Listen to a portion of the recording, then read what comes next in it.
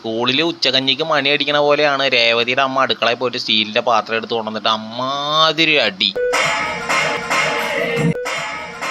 അമ്മാതിരി. സച്ചിയുടെ ഉറക്കൊക്കെ പോയി പുള്ളിക്കാരൻ ചാടി എണീക്കുകയാണ് സുഹൃത്തുക്കളെ. പാവം സച്ചി രേവതി വെച്ച മീൻകൂട്ടാനും ചോറും ഒക്കെ കഴിച്ചിട്ട് സുഖമായിട്ട് ആ റൂമിൽ പാവിരിച്ച് കിടന്നുറങ്ങുകയാണ്. അപ്പോൾ രേവതിയും ദേവൂട്ടിയും ജനലെ കൂടെ അതൊക്കെ കാണുന്നുണ്ട്. അപ്പോൾ ദേവൂട്ടി പറയണ ചേച്ചിയും പോയിട്ട് സച്ചേട്ടൻ്റെ അടുത്ത് കിടന്നു എന്ന് പറയുമ്പോൾ രേവതി പതുക്കെ സച്ചി അറിയാണ്ടൊന്നും ഇങ്ങനെ കിടക്കുകയാണ്. സച്ചി ആവട്ടെ കൈ എടുത്തിട്ട് രേവതിയുടെ മേത്തേക്ക് ഇടുന്നുണ്ട്. ഇതൊക്കെ ഫോളോ ചെയ്തുകൊണ്ടിരിക്കുകയാണ് രേവതിയുടെ അമ്മ.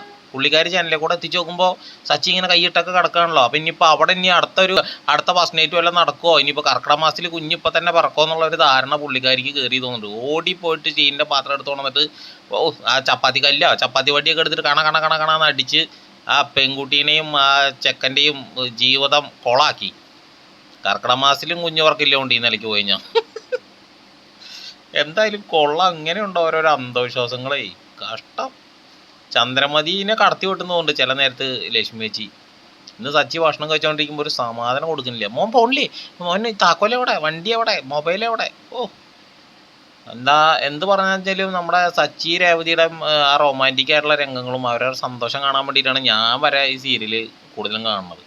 എനിക്കിപ്പോൾ ഉള്ള സീരിയലുകൾ വെച്ചിട്ട് ഏറ്റവും കൂടുതൽ ഇഷ്ടമുള്ള സീരിയൽ അത് ചെമ്പനീർ പൂവ് സീരിയലാണ്. വേറെ സീരിയലുകളൊക്കെ ഈ പറഞ്ഞ മാതിരി വലിച്ചു നീട്ടിയിട്ടാണ് പോയിക്കൊണ്ടേയിരിക്കുന്നത്. എന്താ പറയുക. അപ്പം നിങ്ങളുടെ അഭിപ്രായം താഴെ ഒന്ന് കമൻറ്റ് ചെയ്തിട്ട് നമ്മുടെ ചാനലും സബ്സ്ക്രൈബ് ചെയ്തൊന്ന് സപ്പോർട്ട് ചെയ്യുക. എല്ലാവരും ഓരോ ലൈക്കും കൂടി അടിച്ച് സപ്പോർട്ട് ചെയ്യണേ.